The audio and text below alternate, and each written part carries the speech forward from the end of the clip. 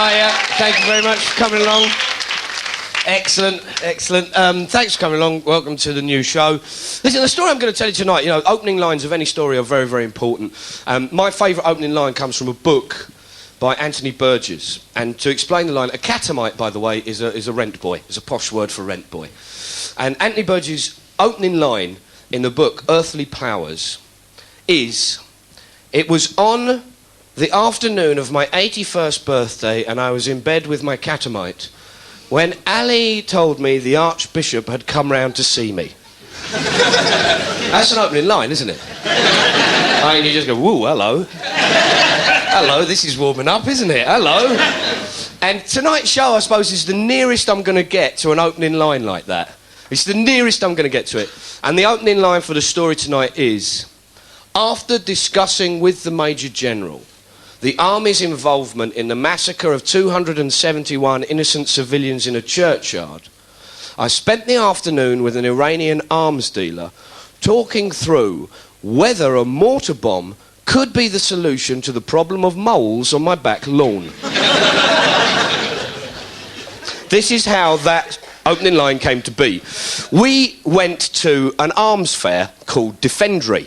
Now, this is in Athens, in Greece, and it's one of the biggest arms fairs in the world. I mean, we could have gone to an arms fair in London, but Copex is a bit small, and all the arms dealers get a bit embarrassed because there's a couple of sort of Buddhist monks outside going, boo. They go, boo.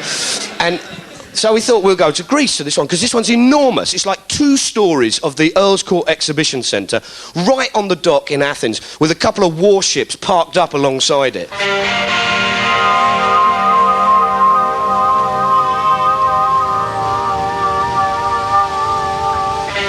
This is possibly one of the largest arms fairs in the world, and filming's forbidden here, so we're going to try and get stuff out to you, but it's going to be very difficult. Making it filming forbidden means that the arms industry might have something to hide, who knows?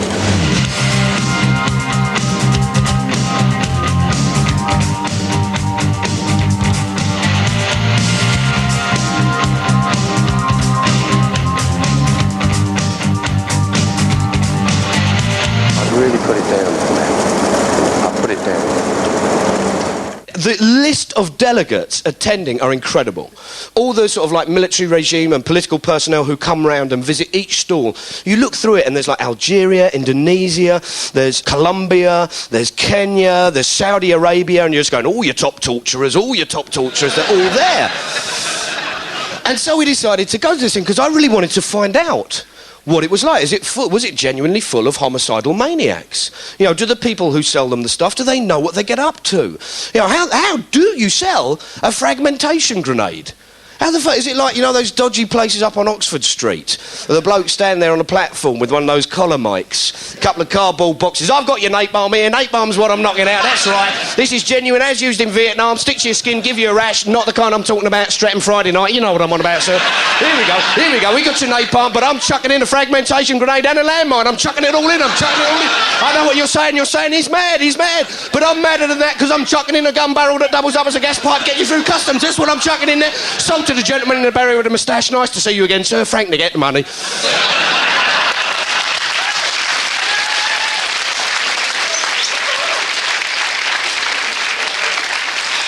And so we decided to go to this Greek arms fair.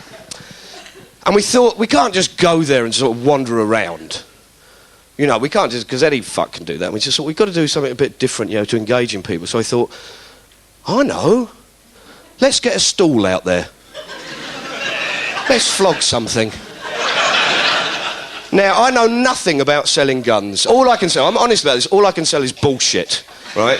So we formed a PR company. And I thought, well, we'll go out there as a PR company. There's our name, Macintosh Morley. We'll sell PR to the arms companies and all the regimes. I can do that. All you've got to do is give it a bit of that, in PR, a couple of mobiles, a couple of pages, you know what I'm talking about. Sidle up to next year's Pol Pot in the bar. Let me just give you a tip. Never wear red if you're being accused of genocide. We paid for the stall and we went out to Greece. And we're staying at the same hotel that all the arms dealers and all the delegates and the regime people, they're all staying at the same hotel. This huge 5-star hotel, and we're having breakfast with arms dealers. And I'm kind of like, ooh, this is weird. You know, because I don't know what to expect. I thought, well, they're arms dealers. Are they going to be like sweaty, horrible, bloody butchers, you know, arriving at breakfast, going, yeah, come on, yeah, I am arms dealer, you bring me red meat now. Come. Come, bring me a baby. I want a live baby. Come. Bring me a tank full of babies. I choose that one. Come. And they're not. They're very respectable businessmen. They're respectable businessmen. We're sitting there at breakfast, first day, sitting around having muesli and a little sort of cup of coffee. And everyone's just very polite and very sort of, like, very well done. And this bloke sitting opposite, he looked a little bit sort of the worse for wear, like he'd been a night on the drink, you know. And he was looking a little bit bleary-eyed, and he reached over to get his cup of coffee, and he let rip the most enormous fart I've ever heard in my life. And the whole room just suddenly went... This guy goes bright red and just goes, oh, I'm terribly sorry. And I'm just sitting there biting my tongue going, that's the least you need to apologise for. There aren't amputees in hospitals all over the world going, well, at least he's got manners, you know. The first night they have a gala reception, right? 6,000 people invited. Military generals, all dressed number 8 code. They're all there with their braid. They've got all these executives, all these top guys from multinationals, all these arms dealers. They're all walking around the place. And we sort of thought, well, we've got to go out there and press the flesh. You know, get out there. Towards the end of this gala evening, they had a fireworks display. Unannounced. 6,000 arms dealers and military personnel go, oh! And I met the Greek defence minister, just shook hands with him and just, hello, you know, not much you can say really, it's like your yoghurt, hello. So we get there, day one. We thought, first things first, we'll go up and butter up the organiser. You know, the organiser, a woman called Mrs. Dudu Carr. And we went up and said, oh, we're a PR company. She said, oh, yes, I'm very interested. We've never had a PR company before. I said, no, you probably haven't. She said, well, they'd be very interested to find out how you get on. I mean, do let me know how you get on at the end of it, because PR is vital in this business. I mean, if you could get some good PR for the Serbs. So... we set up for the first day, and we're next door to a Bulgarian surface-to-air missile manufacturer. And they're weird, because about twice a day, one of the women who worked for them would come out in front of the stall in a little short skirt and just stand there and eat a banana. And that was their sales pitch. Eat a banana, buy the weapon. And it was really bizarre. It was just bizarre. So we're there on day one. And we've set up our stall, Macintosh Morley. And we've got these big sort of banners made up, PR banners, you know. Who's winning the war of words? You know, are you ready when Amnesty International come knocking on your door? What we do is we do public relations. We teach people how to behave on television.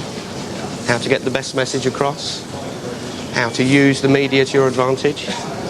And we run a short training course on how to appear on television and get your message across. I mean, obviously, for you, this is very, very important. That's right. I mean, because the Western press is giving you a very hard time, because at the moment the world sees the Serbs as murderers. They look at Kosovo, and you're getting very bad press. Are you afraid they are bloody Serbs?